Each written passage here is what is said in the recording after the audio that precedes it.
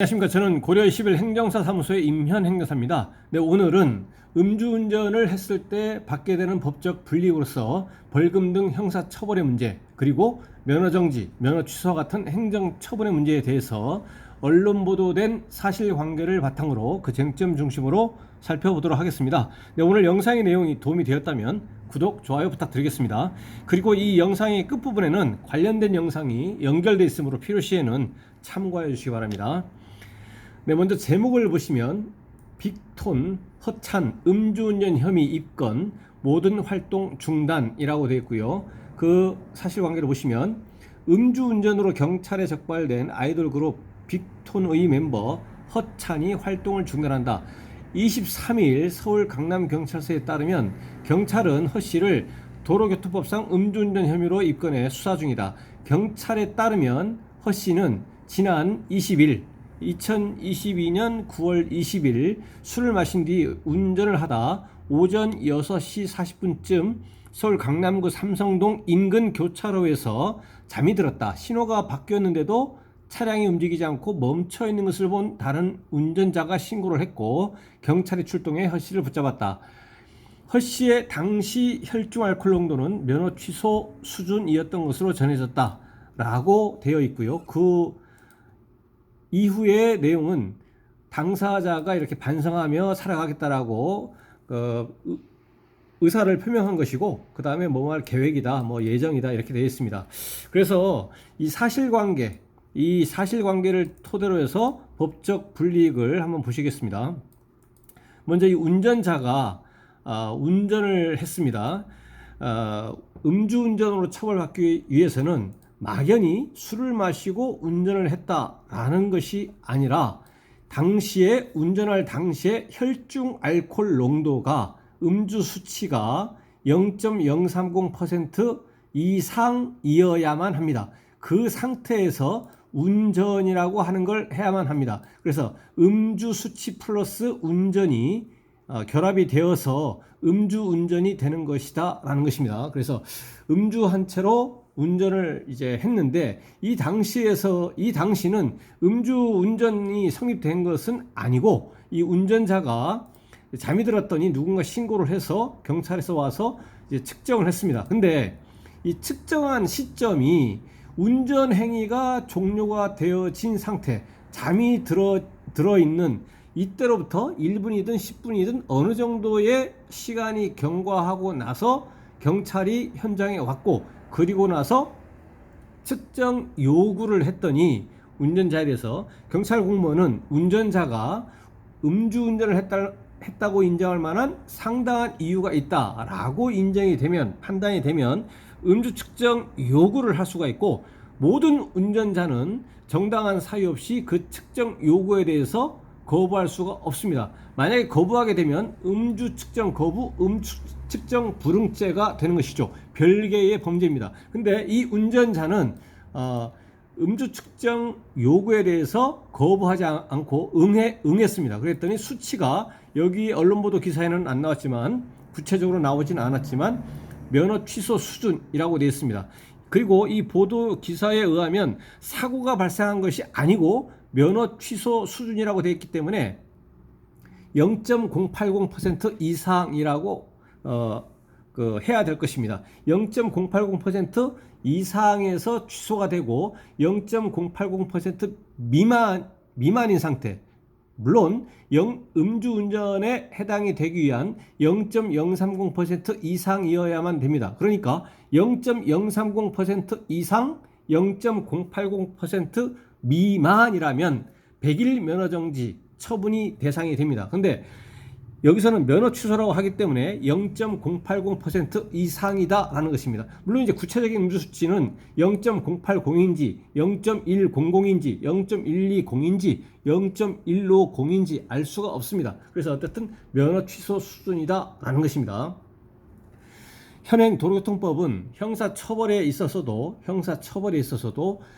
음주 수치를 기준으로 형사처벌을 규정을 하고 있습니다. 그래서 여기서 음주 수치가 뭐 얼마다라고 딱 나와 있다면 예상되는 벌금액을 그에 맞춰서 이렇게 할 수가 있겠지만, 그래서 면허 취소 수준이라고 하기 때문에 이에 맞추어서 이제 답변을 드릴 수밖에 없는데, 일단 0.080% 이상이다라는 것은 이제 나와 있습니다. 그리고 아까 말씀드린 것처럼 0.080% 구체적인 음주 수치를 기준으로 해가지고 도로교통법은 형사처벌을 규정하고 있기 때문에 0.080%라고 한다면 전제를, 그러면 도로교통법은 최저 법정형이 500만 원입니다. 그러하기 때문에 음주 수치가 0.080이면 500 정도가 보통 나오고요. 0.100이면 600만 원 정도가 나옵니다. 그래서 0.120, 0.130 이렇게 되면 한 700만 원 나오고, 0.140 정도 마찬가지, 0.150도 마찬가지입니다.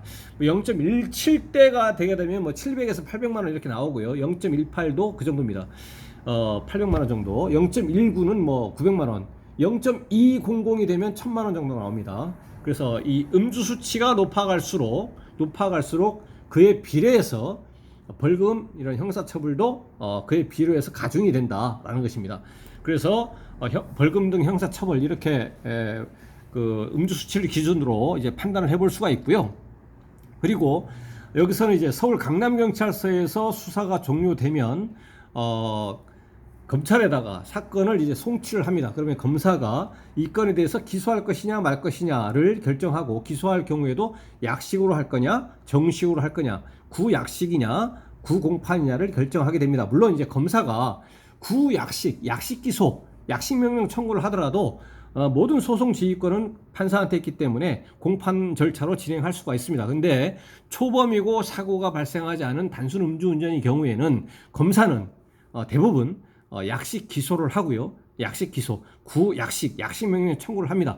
벌금형을 처해달라라고. 그러면 법원 판사는 얼굴도 보지 않고 서류로만 검토를 해서 약식 명령의 형식으로 벌금형을 선고합니다. 땅땅땅 벌금 500만 원 이렇게 약식 명령에 의해서 선고를 하고, 그 다음에 불복 기간인 7일이 경과하는 등으로 확정이 되게 되면 그 집행 책임은 검찰에 있기 때문에 검찰에서 벌금 납부해라 라고 통지를 하고, 그러면은 납부 의무자가 벌금을 모두 완납을 해버리면 모든 형사 절차는 종료가 됩니다. 물론 이제 약식 명령에 의한 벌금형에 대해서 불복하고자 한다면 7일 이내에 정식재판을 청구할 수가 있겠고, 그 정식재판 그 판결에 대해서도 불복하고자 한다면 항소할 수가 있고, 대법원까지 상고를 또 할 수도 있습니다. 불복 절차는 형사 절차에서 약식 명령에 불복해서 정식 재판을 청구할 수가 있겠고, 정식 재판에 대해서는 항소로서, 항소심 판결에 대해서는 상고로서 불복해서 다툴 수가 있겠다. 근데 여기서는 이제 초범이라면 단순 음주운전이기 때문에 대부분이 검사가 약식 기소하고 법원 판사가 약식 명령을 해서 벌금형이 나온다. 그러면 정식 재판을 하지 않는 이상 벌금을 완납을 해버리면 모든 형사 절차는 종료가 된다라는 것입니다. 그래서 이렇게 형사 절차는 진행이 되고요. 그리고 이 면허 취소는 0.080% 이상인데, 이 면허 취소권자는 정당한 이 권한은 그 경찰서장한테 있는 것이 아니고 시도 경찰 청장한테 있습니다. 그래서 이 당사자가, 이 운전자가 서울특별시에 주소지를 두고 있다면 서울특별시 경찰청장이 면허 취소에 관한 정당한 처분권자가 됩니다. 그래서 서울 강남경찰서에서 그 정당한 권한이 있는 서울특별시 경찰청장에게 검사나 판사가 그 권한이 있는 것이 아니기 때문에 검사나 판사가 아니라 서울특별시 경찰청장에게 사건을 보내면서 이 운전자에 대해서 취소를 해달라라고 이제 그 모든 자료를 보내면 서울특별시 경찰청장이 검토를 해서 취소라고 운전면허 취소 처분 결정을 하게 됩니다. 그리고 나서 당사자에게 통지를 합니다. 운전면허 취소 처분 결정 통지서라는 것을 이제 원칙적으로 우편으로 2번 통지를 하게 됩니다. 1회는 일반 우편으로 통지하고, 2번째는 등기 우편으로 이제 송달을 합니다. 그렇게 되면 이 운전면허 취소 처분 결정 통지서를 당사자가 이제 받을 수 있는 상태에 있게 된다면 행정처분으로서의 운전면허 취소 처분의 효력은 이제 발생하게 됩니다. 이와 같은 운전면허 취소 처분에 대해서는 구제를 받기 위해서 아까 형사 절차에서 약식 명령에 의한 불복구제 수단 방법은 7일 이내에 정식 재판을 청구하는 것인데, 이거와 전혀 별개로 면허 취소라고 하는 행정처분에 불복하기 위한 권리구제 수단 방법은 생경운전자 구제 수단 방법인 이의신청이라고 하는 것이 있고, 이거는 60일 이내에 해야 됩니다. 운전면허 취소 처분 결정 통지서를 받은 날로부터 60일 이내에 이의신청이라고 하는 것이 있고, 이것과 별개로 90일 이내에 행정심판을 청구할 수가 있습니다. 그리고 행정심판에서 구제가 되지 않는다면 그때 비로소 법원에 행정소송을 갈 수가 있습니다. 행정소송 1심, 행정소송 1심에서 구제가 안 되면 행정소송 2심, 그 다음에 행정소송 3심, 대법원까지 이렇게 갈 수가 있다라는 것입니다. 형사절차와 전혀 별개인 것입니다. 그래서 이 운전면허 취소 처분에 대해서 불복할 수 있는 권리구제 수단 방법은 이의신청이 있고 행정심판이 있고, 그 이후에 행정소송 1심, 2심, 3심까지 법원에 바로 행정소송을 하고자 하더라도 행정심판을 반드시 거쳐야만 됩니다. 도로교통법의 명시적 규정에 의해서 법원에 행정소송을 하기 전에 반드시 행정심판을 거쳐야만 된다고 되어 있기 때문에 행정심판 전치주의가 여기서는 적용이 됩니다. 그래서 공무원이 징계를 받는 경우와 이와 같이 운전면허 취소 처분을 받는 경우에는 먼저 행정처분에 불복해서 행정심판을 먼저 거쳐야만 된다라는 것이죠. 그래서 이 운전면허 취소 처분에 대해서는 이의신청, 행정심판, 그 이후에 행정소송으로서 다툴 수가 있겠다라는 것입니다.